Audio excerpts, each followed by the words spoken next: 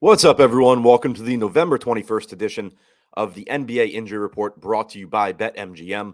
I'm your host, Adam Scherer. You can follow me on Twitter at ShipMyMoneyDFS. We have an 8-game NBA slate to look at tonight. So as usual, there are plenty of question marks, plenty of injuries to talk about. But first, we do have a new offer for you from BetMGM. Click the links in the description below. Sign up, make a deposit, place a $10 bet on any pregame soccer money line during the World Cup. You will receive $200 in free bets if any team scores a goal. It doesn't even have to be the game that you bet on. For example, if you bet on the USA game, nobody scores. Somebody scores in the next game, you'll still get your $200 in free bets on BetMGM. So click the links below, sign up, make a deposit, and place that bet on any pregame money line during the World Cup.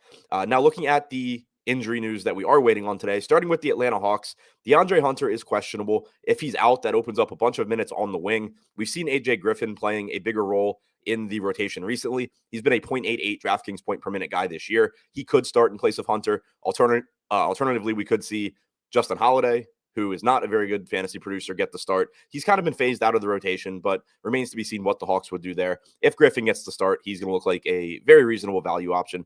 For the Cleveland Cavaliers, Kevin Love is questionable. He's missed their last couple of games. It helps to solidify Jared Allen's playing time, but it also, last game, opened the door for Cedi Osman to play a lot of minutes. If Love misses this game, you can certainly take a shot at Osman off the bench. For the Orlando Magic, Wendell Carter Jr. is questionable. He didn't go through shoot-around today. He has missed, or did miss, their last couple of games. If he's out, we should once again see Mo Bamba in the starting lineup and increased playing time for Bol. For Golden State, they've already ruled out Stephen Curry, Klay Thompson, and Draymond Green. Andrew Wiggins and Kevon Looney are currently listed as questionable. There's going to be a lot of minutes available for bench pieces from Golden State. If Looney and Wiggins sit, that playing time just becomes even more solidified for guys like, Lamb, Jonathan Kuminga, bigs off the bench obviously will look better if Wiggins and Looney were to sit. For Miami, dealing with a lot of injuries there still. Jimmy Butler is out. Tyler Herro's out. Duncan Robinson is out. Yurtseven remains out. Bam Adebayo is questionable. Dedmon's questionable. Vincent is questionable. If Bam were to be ruled out, you're looking at a lot of playing time again, probably for Nikola Jovic. You could certainly see more playing time for Orlando Robinson as well. If Vincent's in, he's going to look pretty good just because he's going to get a lot of minutes with Tyler Herro out. If he's out, you're talking about more solidified playing time for guys like Caleb Martin, Max Strus. We know Kyle Lowry is likely to play a lot. So this is just a team that is potentially short on bodies. And if all three of these guys were to sit, they would be very short on bodies. For the New York Knicks, Cam Reddish is questionable, as is Derrick Rose. Quentin Grimes started in place of Cam Reddish yesterday. Grimes played a ton of minutes. He's minimum salary. He would look like a very good value option if Reddish is in. If Rose is out, it's likely that we see a little bit more playing time for Jalen Brunson, as Rose has been his primary backup. And then it also should help to solidify minutes for Emmanuel quickly.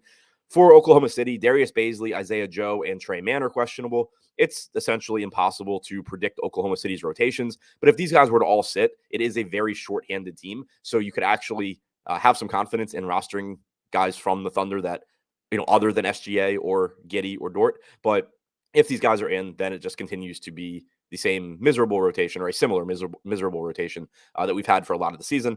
And for the Clippers, Paul George is questionable. If he sits, you're likely to see more playing time from Norman Powell and Terrence Mann. Maybe you see a little bit more of Reggie Jackson playing alongside John Wall as well, which would be beneficial for both of their minutes. More usage available also to go to Kawhi or Jackson in particular. Ivica Zubac's playing time looks a little bit better as well. So obviously a lot of trickle down if Paul George is out, makes a lot of guys on the Clippers look better than they would. So to recap, the injury news that we are currently waiting on: DeAndre Hunter, questionable for the Hawks. Kevin Love, questionable for the Cavs. Wendell Carter Jr., questionable for Orlando. Andrew Wiggins and Kevon Looney are both questionable for the Warriors. Bam Adebayo, Dwayne Dedmon, Gabe Vincent, all questionable for Miami. Cam Reddish and Derrick Rose are questionable for the Knicks. Darius Bazely, Isaiah Joe, and Trey Mann are all questionable for Oklahoma City. And Paul George is questionable for the Clippers.